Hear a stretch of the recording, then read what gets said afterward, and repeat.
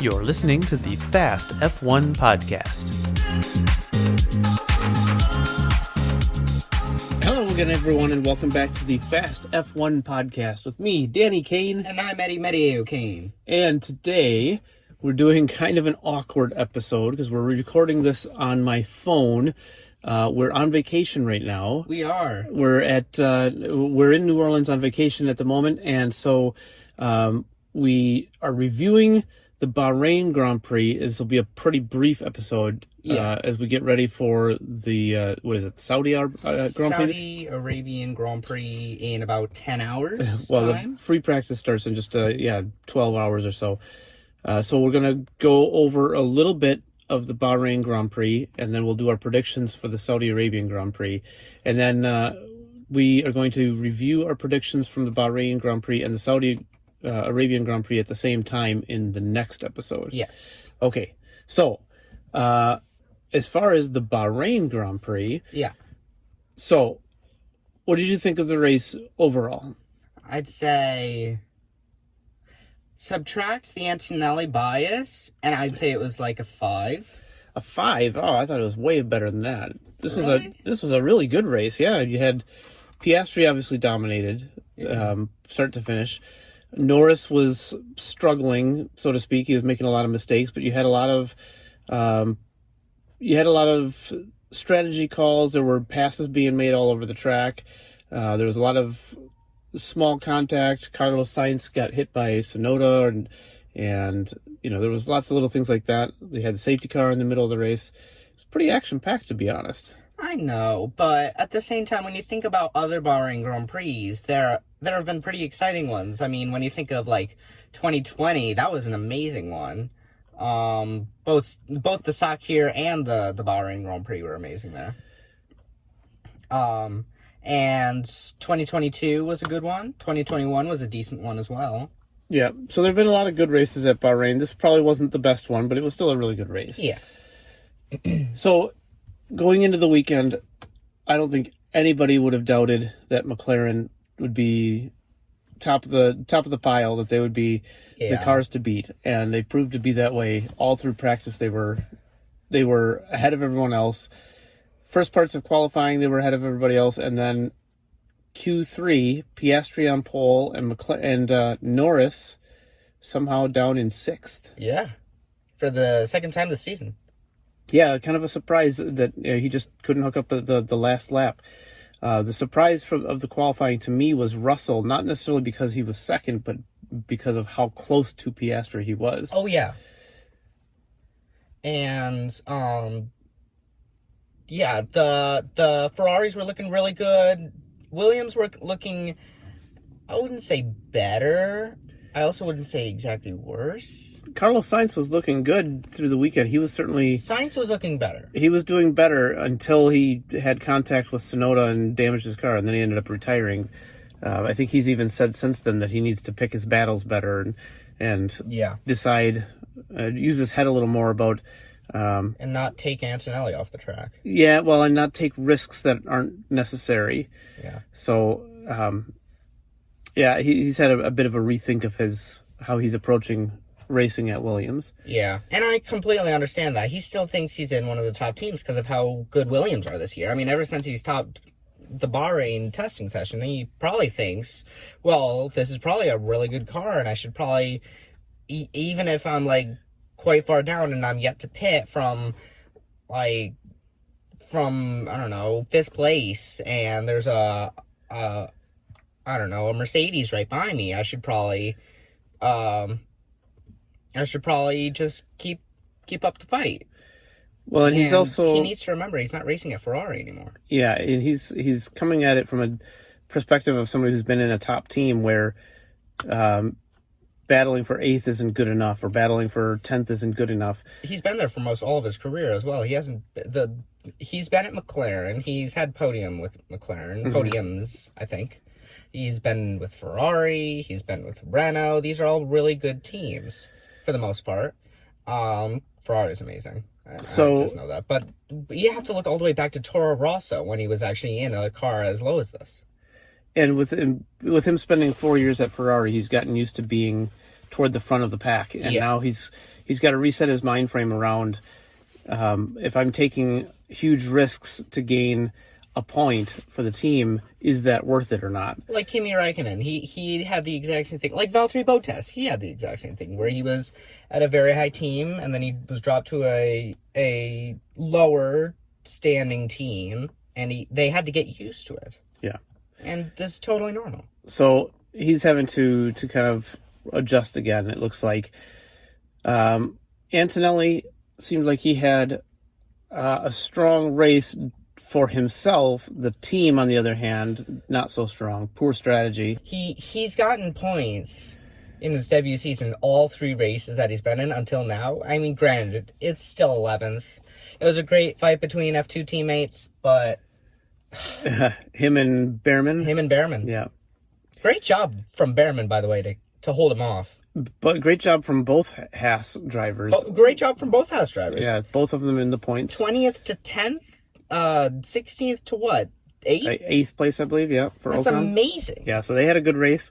And to think that this next race is in Saudi, which is where Behrman made his debut. Yeah. It could be really good. Not having a good race, the Alpines, they are not having a good season. They were the team that seemed like they were going to be the best of the rest after the end of last season. They had a great race. Gasly finished 7th. Well, okay, fair enough. Gasly had a good race. Doohan didn't have the best of races. Doohan's also a rookie in a pretty poor car. Well, doesn't change the fact that he had a poor race. Yeah. I'm a little surprised by Gabriel Bortoleto, or Gabriel Bortoleto, or Gabby Bortoleto. Okay. One of those. He's in last place in the standings. He was last year's F2 champion and the previous year's F3 champion.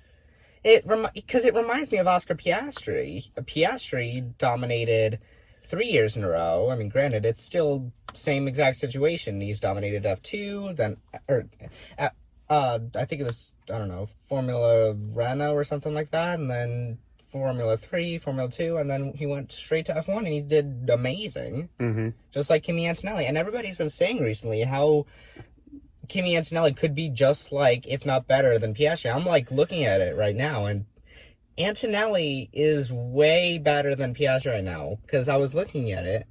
2023, he actually finished the season 9th. All the way down in 9th. Yeah.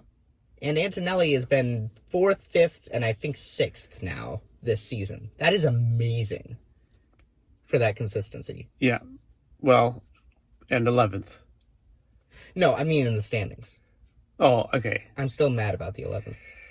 Yeah. I really am. Well, speaking of standings, Norris continues to lead the championship. But not by as big of a margin anymore. Well, he extended his lead from 1 point to 3 points, but the driver in second has changed from Verstappen to Piastri now. Yeah. Piastri has closed the gap between himself and Norris every race after the Australian Grand Prix. Yep.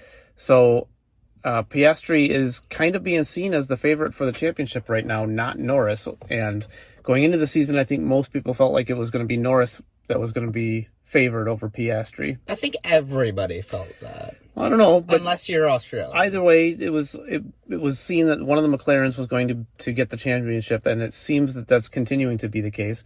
The McLarens are way out in front in the Constructors' Championship. Oh my gosh, yes. At this rate, Ferrari, we need to get there ASAP.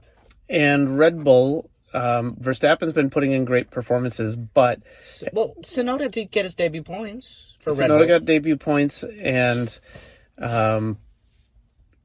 But all the same, the Red Bulls are struggling, it seems like. Oh, yeah. Verstappen's managed to put in a couple of good performances, but they really need to get their act together in a hurry if they're going to have any chance at the Constructors' Championship. Verstappen is hanging in there right at the moment with the Drivers' Championship, but he also is saying, look, something's going to have to change or we're not going to be able to stay in this position. Yeah. But I believe there might have been some new resurfacing to the Jeddah Corniche circuit over the winter break, I believe. Okay. I'm not entirely sure by this fact, but I think it's true, which means it will be obviously a lot more slippery, as it always is when a track is resurfaced. Like in China, it was crazy different. We heard that a lot from George Russell. But It either way, it's going to be a tough race. Once again, we believe that it's going to be the hottest race of the year. Obviously 2023 was Qatar, but since 2023 it was Saudi, which was the hottest race, and Singapore is always a hot race too. Singapore is a massively hot race. And Singapore isn't necessarily the heat as much as it's the wicked humidity, and it's a really physical circuit for the drivers. Yes, it's a very difficult circuit at that. Yep, but talking of Saudi, so we're going to skip reviewing our Bahrain Grand Prix predictions. We do not have them ready yet, because the previous episode has not been published, and we don't know what we put yet. Yeah, so we'll skip the Bahrain Grand Prix predictions, and we'll go straight into our predictions for the Saudi Arabian Grand Prix. Yes. In my mind, McLaren still the team to beat, and I think they're going to have an even easier time at Saudi than they did at Bahrain. Okay. So I will start by saying that I think pole position is going to be Lando Norris. Lando Norris, you're sticking with the boring stuff. Jeez. Yep. Okay. I'm going to say Max Verstappen. Verstappen for pole. Verstappen for pole. Red Bull have won past 3 years here. They've won 3 of the 4. Okay. I think they've got a good chance. So who's your third place in the race? My third place in the race is going to be George Russell. That was exactly what I was thinking, was George Russell. Alrighty. I think he's been really strong, and I think he's going to have another strong race. It's crazy, because last season we just chose basically random people in the top 8. I mean, near the end of the season, other than Perez, but like this season, even though it's so much not as likely anymore because of Ferrari's terrible strategies, which they better fix soon. It's still really close between quite a few people. Okay. Which is very cool. So second place in the race, I'm going to say Charles Leclerc. Charles Leclerc. I really hope that's right. Ferrari need a podium. They almost had one last race too. Okay. I'm gonna say Antonelli. Kimi Antonelli. So you're thinking Mercedes for second and third, I think Mercedes for second and third. So Verstappen pole and then a Mercedes 2-3. So who's your winner of the Saudi Arabian Grand Prix? Max Verstappen. No McLaren even on the podium? No McLaren. I think, and this is going to be my crazy prediction as well near the end. Okay. What about you for first? First place for me, I was going to be Piastri. Piastri again. Norris will start on pole, but he won't finish on the podium. Ooh, retirement? No. Okay. Not necessarily. Fastest lap. Who's your fastest lap? Fastest lap for me is going to be somebody unusual, I think. Okay. Don't do Hulkenberg. That didn't work well for me. Actually, no, do Hulkenberg, because I want to win this. No, I'm thinking Alex Albon. Albano. Okay. I'm going to go with Max Verstappen. That's probably a safe bet. He's I usually think pretty so. good on single lap pace. Mm-hmm. So, what is your wild prediction? One crazy thing that could happen in this race? The McLaren drivers will take each other out. The hell you say? Yeah, if this actually happens, that'd be crazy. Wild prediction for me, 2 safety cars. 2 safety cars. I could believe that. I would even throw in a red flag at that. No, 2 safety cars, and not 2 VSCs, 2 full course safety full cars. course safety cars. Yeah. Both right by each other, or No, 2 Okay. full safety cars during the race. you don't want to mess up your prediction. That's right. And for now, we need to wrap it up, and Prepare for the Saudi Arabian Grand Prix. that's right. So, until next time, I'm Danny Kane. And I'm Eddie Medeo Kane. And this has been the Fast F1 Podcast. Bye.